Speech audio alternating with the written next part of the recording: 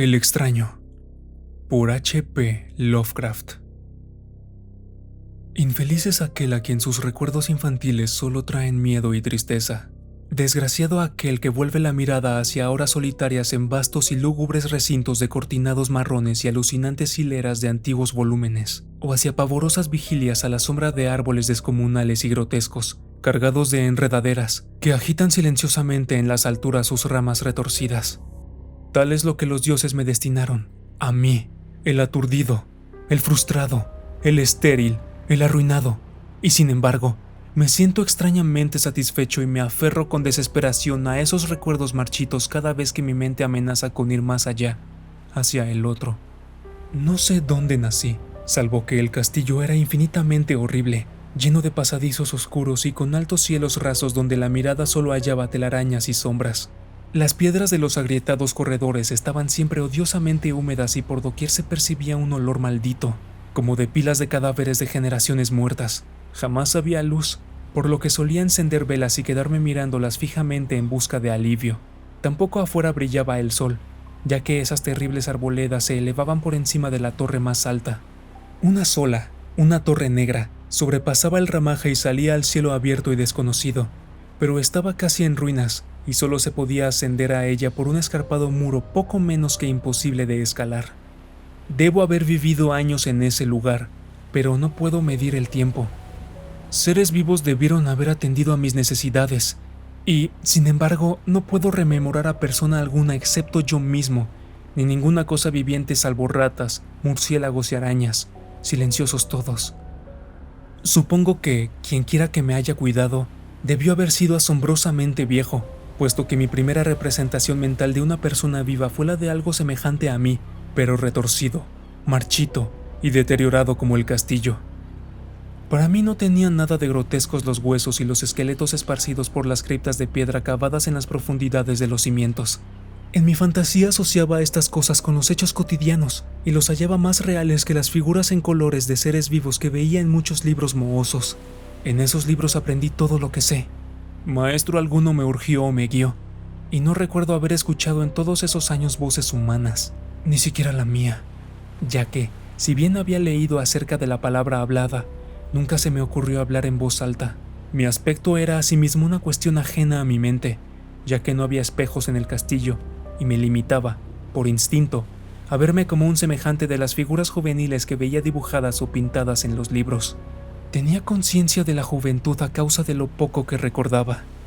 Afuera, tendido en el pútrido foso, bajo los árboles tenebrosos y mudos, solía pasarme horas enteras soñando lo que había leído en los libros. Añoraba verme entre gentes alegres, en el mundo soleado allende de la floresta interminable. Una vez traté de escapar del bosque, pero a medida que me alejaba del castillo las sombras se hacían más densas y el aire más impregnado de crecientes temores, de modo que eché a correr frenéticamente por el camino andado, no fuera a extraviarme en un laberinto de lúgubre silencio. Y así, a través de crepúsculos sin fin, soñaba y esperaba, aun cuando no supiera qué. Hasta que en mi negra soledad, el deseo de luz se hizo tan frenético que ya no pude permanecer inactivo, y mis manos suplicantes se elevaron hacia esa única torre en ruinas que por encima de la arboleda se hundía en el cielo exterior e ignoto. Y por fin resolví escalar la torre, aunque me cayera, ya que mejor era vislumbrar un instante el cielo y perecer, que vivir sin haber contemplado jamás el día. A la húmeda luz crepuscular subí los vetustos peldaños de piedra hasta llegar al nivel donde se interrumpían, y de allí en adelante, trepando por pequeñas entrantes donde apenas cabía un pie, seguí mi peligrosa ascensión. Horrendo y pavoroso era aquel cilindro rocoso, inerte y sin peldaños, negro, ruinoso y solitario, siniestro con su mudo aleteo de espantados murciélagos. Pero más horrenda aún era la lentitud de mi avance, ya que por más que trepase, las tinieblas que me envolvían no se disipaban, y un frío nuevo, como de moho venerable y embrujado, me invadió. Tiritando de frío me preguntaba por qué no llegaba a la claridad, y, de haberme atrevido, habría mirado hacia abajo. Antojóseme que la noche había caído de pronto sobre mí, y en vano tanté con la mano libre en busca del antepecho de alguna ventana por la cual espiar hacia afuera y arriba, y calcular a qué altura me encontraba. De pronto, al cabo de una interminable y espantosa ascensión a ciegas por aquel precipicio cóncavo y desesperado, Sentí que la cabeza tocaba algo sólido. Supe entonces que debía haber ganado la terraza o, cuando menos, alguna clase de piso. Alcé la mano libre y, en la oscuridad, palpé un obstáculo, descubriendo que era de piedra e inamovible. Luego vino un mortal rodeo a la torre, aferrándome de cualquier soporte que su viscosa pared pudiera ofrecer, hasta que finalmente mi mano, tanteando siempre, halló un punto donde la valla cedía y reanudé la marcha hacia arriba, empujando la losa o puerta con la cabeza, ya que utilizaba ambas manos en mi cauteloso avance. Arriba no apareció luz alguna, y, a medida que mis manos iban más y más alto, supe que por el momento mi ascensión había terminado, ya que la puerta daba a una abertura que conducía a una superficie plana de piedra, de mayor circunferencia que la torre inferior, sin duda el piso de alguna elevada y espaciosa cámara de observación. Me deslicé sigilosamente por el recinto tratando que la pesada losa no volviera a su lugar, pero fracasé en mi intento. Mientras yacía exhausto sobre el piso de piedra, oí el alucinante eco de su caída, pero con todo tuve la esperanza de volver a levantarla cuando fuese necesario.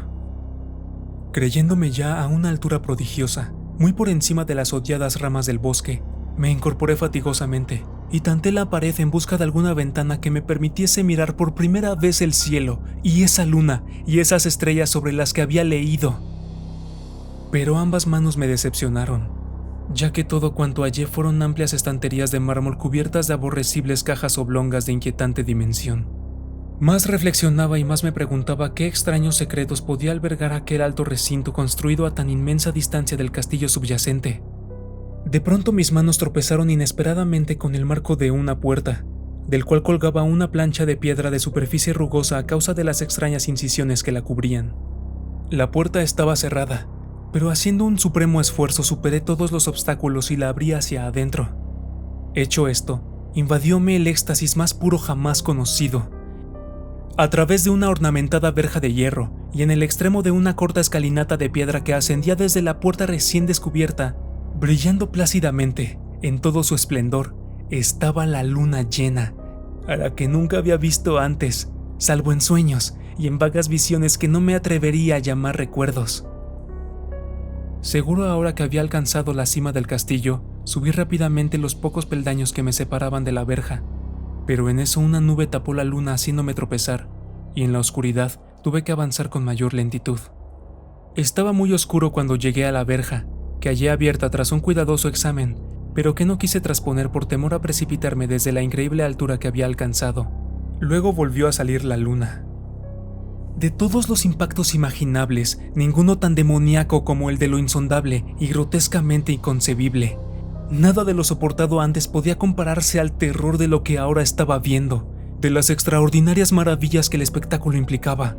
El panorama en sí era tan simple como asombroso, ya que consistía meramente en esto. En lugar de una impresionante perspectiva de copas de árboles vistas desde una altura imponente, extendíase a mi alrededor, al mismo nivel de la verja, nada menos que la tierra firme, separada en compartimentos diversos por medio de lajas de mármol y columnas, y sombreada por una antigua iglesia de piedra cuyo devastado capitel brillaba fantasmagóricamente a la luz de la luna. Medio inconsciente abrí la verja y avancé bamboleándome por la senda de grava blanca que se extendía en dos direcciones. Por aturdida y caótica que estuviera mi mente, persistía en ella ese frenético anhelo de luz. Ni siquiera el pasmoso descubrimiento de momentos antes podía detenerme. No sabía, ni me importaba, si mi experiencia era locura, enajenación o magia, pero estaba resuelto a ir en pos de luminosidad y alegría a toda costa. No sabía quién o qué era yo, ni cuáles podían ser mi ámbito y mis circunstancias. Sin embargo, a medida que proseguía mi tambaleante marcha, se insinuaba en mí una especie de tímido recuerdo latente que hacía mi avance no del todo fortuito, sin rumbo fijo por campo abierto. Unas veces sin perder de vista el camino, otras abandonándolo para internarme, lleno de curiosidad, por praderas en las que solo alguna ruina ocasional revelaba la presencia, en tiempos remotos, de una senda olvidada. En un momento dado tuve que cruzar a nado un rápido río cuyos restos de mampostería agrietada y mohosa hablaban de un puente mucho tiempo atrás desaparecido. Habían transcurrido más de 2 horas cuando llegué a lo que aparentemente era mi meta. Un venerable castillo cubierto de hiedras, enclavado en un gran parque de espesa arboleda, de alucinante familiaridad para mí, y sin embargo, lleno de intrigantes novedades. Vi que el foso había sido rellenado y que varias de las torres que yo bien conocía estaban demolidas, al mismo tiempo que se erguían nuevas salas que confundían al espectador. Pero lo que observé con el máximo interés y deleite fueron las ventanas abiertas, inundadas de esplendorosa claridad, y que enviaban al exterior ecos de la más alegre de las francachelas. Adelantándome hacia una de ellas, miré el interior y vi un grupo de personas extrañamente vestidas que departían entre sí con gran jarana. Como jamás había oído la voz humana, apenas si podía adivinar vagamente lo que decían. Algunas caras tenían expresiones que despertaban en mí remotísimos recuerdos, otras me eran absolutamente ajenas. Salté por la ventana y me introduje en la habitación, brillantemente iluminada, a la vez que mi mente saltaba del único instante de esperanza al más negro de los desalientos. La pesadilla no tardó en venir, ya que, no bien entré, se produjo una de las más aterradoras reacciones que hubiera podido concebir. No había terminado de cruzar el umbral cuando cundió entre todos los presentes un inesperado y súbito pavor, de horrible intensidad, que distorsionaba los rostros y arrancaba de todas las gargantas los chillidos más espantosos. El desbande fue general, y en medio del griterío y del pánico muchos sufrieron desmayos, y siendo arrastrados por los que huían enloquecidos. Muchos se taparon los ojos con las manos y corrían a ciegas llevándose todo por delante, derribando los muebles y dándose contra las paredes en su desesperado intento de ganar alguna de las numerosas puertas. Solo y aturdido en el brillante recinto, escuchando los ecos cada vez más apagados de aquellos espeluznantes gritos, comencé a temblar pensando qué podía ser aquello que me acechaba sin que yo lo viera.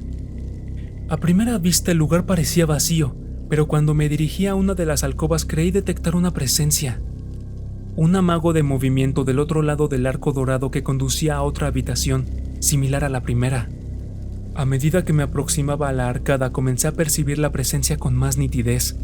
Y luego, con el primer y último sonido que jamás emití, un aullido horrendo que me repugnó casi tanto como su morbosa causa, contemplé en toda su horrible intensidad al inconcebible, indescriptible, inenarrable monstruo que, por obra de su mera aparición, había convertido una alegre reunión en una horda de delirantes fugitivos. No puedo decir siquiera aproximadamente a qué se parecía, pues era un compuesto de todo lo que es impuro, pavoroso, indeseado, anormal y detestable. Era una fantasmagórica sombra de pudredumbre, decrepitud y desolación. La pútrida y viscosa imagen de lo dañino, la atroz desnudez de algo que la tierra misericordiosa debería ocultar por siempre jamás. Dios sabe que no era de este mundo, o al menos había dejado de serlo. Y sin embargo, con enorme horror de mi parte, pude ver en sus rasgos carcomidos con huesos que se entreveían una repulsiva y lejana reminiscencia de formas humanas, y en sus enmohecidas y destrozadas ropas, una indecible cualidad que me estremecía más aún. Estaba casi paralizado, pero no tanto como para no hacer un débil esfuerzo hacia la salvación. Un tropezón hacia atrás que no pudo romper el hechizo en que me tenía apresado el monstruo sin voz y sin nombre. Mis ojos, embrujados por aquellos asqueantes ojos vítreos que los miraba fijamente, se negaban a cerrarse. Si bien el terrible objeto, tras el primer impacto, se veía ahora más confuso. Traté de levantar la mano y disipar la visión, pero estaba tan anonadado que el brazo no respondió por entero a mi voluntad. Sin embargo, el intento fue suficiente como para alterar mi equilibrio, y, bamboleándome, di unos pasos hacia adelante para no caer. Al hacerlo adquirí de pronto la angustiosa noción de la proximidad de la cosa, cuya inmunda respiración tenía casi la impresión de oír. Poco menos que enloquecido pude no obstante adelantar una mano para detener a la fétida imagen, que se acercaba más y más, cuando de pronto mis dedos tocaron la extremidad putrefacta que el monstruo extendía por debajo del arco dorado. No chillé, pero todos los satánicos vampiros que cabalgaban en el viento de la noche lo hicieron por mí, a la vez que dejaron caer en mi mente una avalancha de anonadantes recuerdos. Supe en ese mismo instante todo lo ocurrido. Recordé hasta más allá del terrorífico castillo y sus árboles. Reconocí el edificio en el cual me hallaba. Reconocí lo más terrible, la impía abominación que se erguía ante mí, mirándome de soslayo mientras apartaba de los suyos mis dedos manchados. Pero en el cosmos existe el bálsamo además de la amargura, y ese bálsamo es el olvido. En el supremo horror de ese instante olvidé lo que me había espantado, y el estallido del recuerdo se desvaneció en un caos de reiteradas imágenes. Como entre sueños, salí de aquel edificio fantasmal y execrado y eché a correr rauda y silenciosamente a la luz de la luna. Cuando retorné al mausoleo de mármol y descendí los peldaños, encontré que no podía mover la trampa de piedra, pero no lo lamenté, ya que había llegado a odiar el viejo castillo y sus árboles. Ahora cabalgo junto a los fantasmas, burlones y cordiales, al viento de la noche, y durante el día juego entre las catacumbas de Nefrecá, en el recóndito y desconocido valle de Hadot, a orillas del Nilo. Sé que la luz no es para mí, salvo la luz de la luna sobre las tumbas de roca de Neb, como tampoco es para mí la alegría, salvo las innominadas fiestas de Nitocris, bajo la gran pirámide. Y sin embargo, en mi nueva y salvaje libertad, agradezco casi la amargura de la alienación, pues aunque el olvido me ha dado la calma, no por eso ignoro que soy un extranjero, un extraño a este siglo y a todos los que aún son hombres. Esto es lo que supe desde que extendí mis dedos hacia esa cosa abominable surgida en aquel gran marco dorado. Desde que extendí mis dedos y toqué una fría e inexorable superficie de un pulido espejo.